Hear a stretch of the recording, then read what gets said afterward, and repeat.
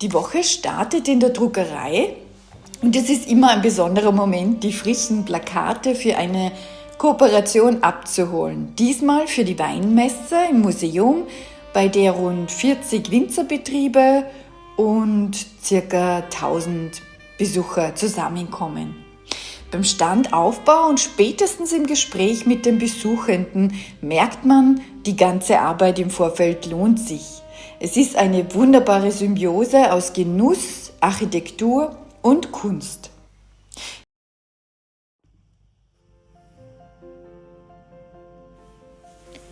Die Flüge sind gebucht und das Hotel in L'Aquila fixiert. Es ist dieser Moment, in dem aus einer Vision ein fixes Datum in meinem Kalender wird.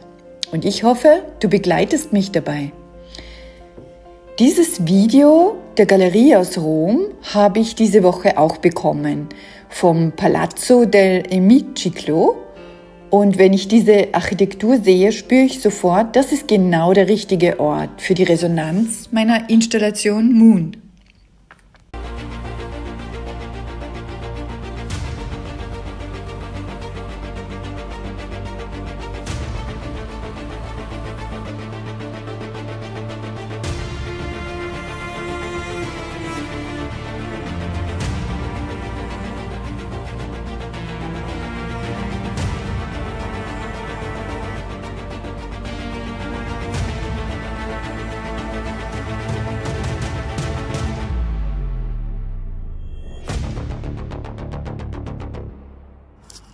Ja, und der Entstehungsprozess beginnt hier an einem alltäglichen Ort, meinem Ofen. Ich hole mir hier die Asche direkt und suche mir schon gezielt die Farbtöne und Nuancen heraus, die ich für die jeweilige Fläche brauche.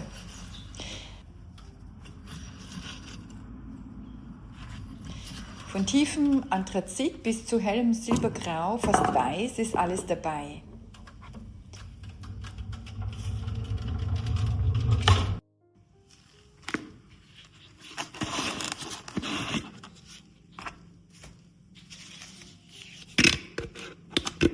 Und diese Asche mische ich dann unter die Strukturpaste.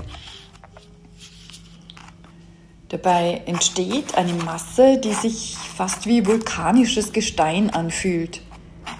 Ja, es ist ein sehr meditativer Moment, wenn sich die feinen Partikel mit der Paste verbinden. Und dann trage ich es auf die Leinwand auf. Schicht für Schicht erzeuge ich so die Krater und typischen Oberflächen. Ja, ich liebe es, wie das Material und der Spachtel reagieren. Es ist ein Spiel mit den Elementen, Feuer, Erde, schließlich das Licht, das diese Strukturen später zum Leben erweckt.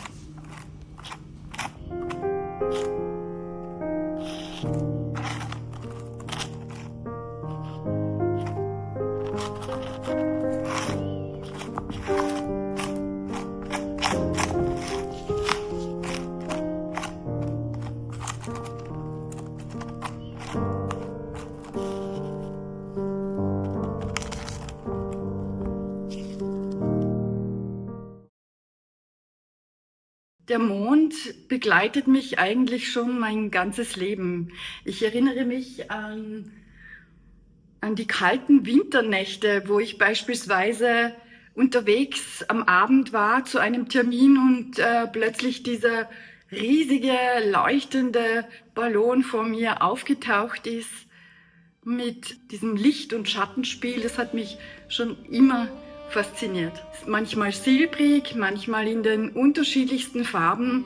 Dann macht das was mit einem, hat mich sehr berührt. Als Künstlerin nähere ich diese Faszination aus zwei Quellen. Zum einen aus den hochauflösenden und wirklich faszinierenden NASA-Bildern und zum anderen beobachte ich selbst mit meinem Zeiss-Fernglas die Kraterlandschaften, die Strukturen, die Lichtveränderungen und hole so mir Inspiration. In meiner Arbeit als Künstlerin nutze ich Materialien, die ich auch im Kosmos vermute.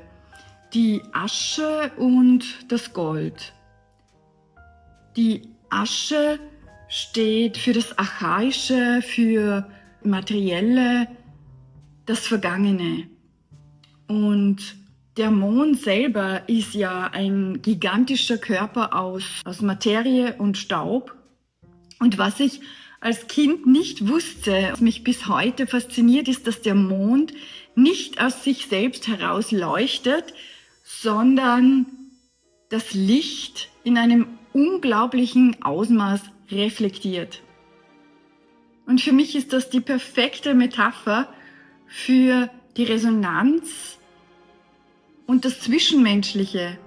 Wir Menschen, wir leuchten am hellsten, wenn wir im Austausch mit den Menschen stehen. Und auch der Zyklus des Mondes spiegelt das Leben wider, dass ständig der Wechsel von Fülle und Leere, von Leere und Fülle ist. Wenn ich mit Rosé Gold fülle, dann geht es mir um Transformation.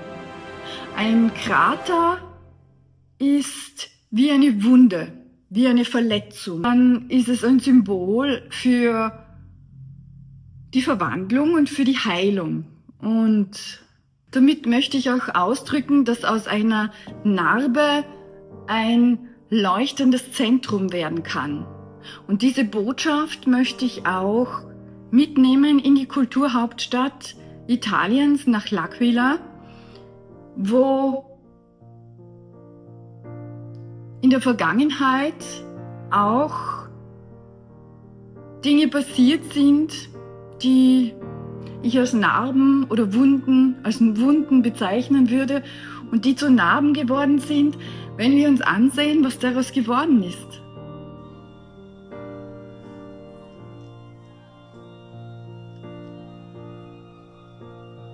Moon ist Teil der Serie Cosmic Inspirations und wenn dich diese Serie näher interessiert, dann schreib's mir gerne in die Kommentare.